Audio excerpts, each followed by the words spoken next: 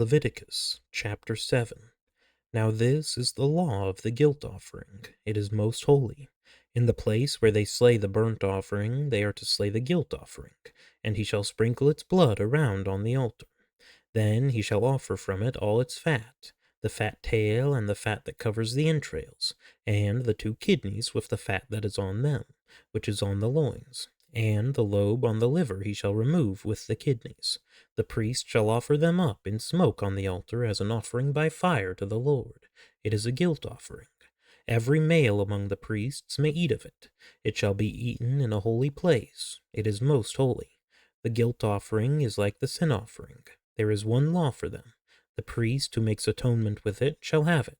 Also, the priest who presents any man's burnt offering, that priest shall have for himself the skin of the burnt offering which he has presented.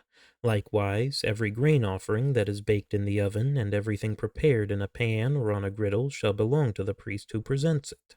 Every grain offering, mixed with oil or dry, shall belong to all the sons of Aaron, to all alike.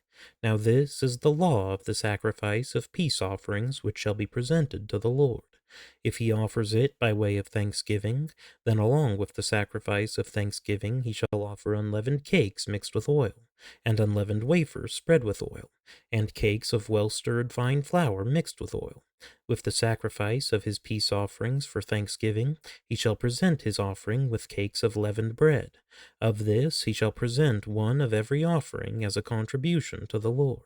It shall belong to the priest who sprinkles the blood of the peace offerings. Now, as for the flesh of the sacrifice of his thanksgiving peace offerings, it shall be eaten on the day of his offering. He shall not leave any of it over until morning. But if the sacrifice of his offering is a votive or a free will offering, it shall be eaten on the day that he offers his sacrifice, and on the next day what is left of it may be eaten. But what is left over from the flesh of the sacrifice on the 3rd day shall be burned with fire. So if any of the flesh of the sacrifice of his peace offerings should ever be eaten on the 3rd day, he who offers it will not be accepted, and it will not be reckoned to his benefit. It shall be an offensive thing, and the person who eats of it will bear his own iniquity.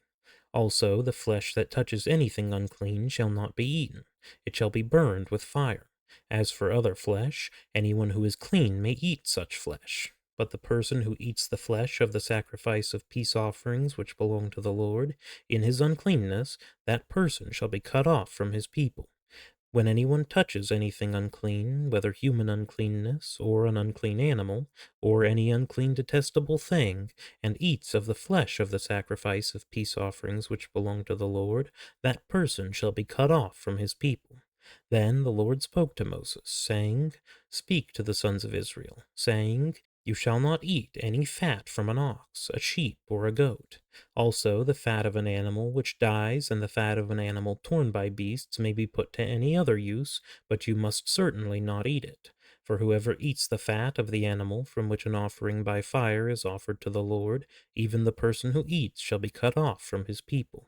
You are not to eat any blood, either of bird or animal, in any of your dwellings. Any person who eats any blood, even that person shall be cut off from his people. Then the Lord spoke to Moses, saying, Speak to the sons of Israel, saying, He who offers the sacrifice of his peace offerings to the Lord shall bring his offering to the Lord from the sacrifice of his peace offerings. His own hands are to bring offerings by fire to the Lord. He shall bring the fat with the breast, that the breast may be presented as a wave offering before the Lord. The priest shall offer up the fat in smoke on the altar, but the breast shall belong to Aaron and his sons. You shall give the right thigh to the priest as a contribution from the sacrifices of your peace offerings. The one among the sons of Aaron who offers the blood of the peace offerings and the fat, the right thigh shall be his as his portion. For I have taken the breast of the wave offering and the thigh of the contribution from the sons of Israel from the sacrifices of their peace offerings, and have given them to Aaron the priest and to his sons as their due forever from the sons of Israel. This is that which is consecrated to Aaron, and that which is consecrated to his sons from the offerings by fire to the Lord, in that day when he presented them to serve as priests to the Lord.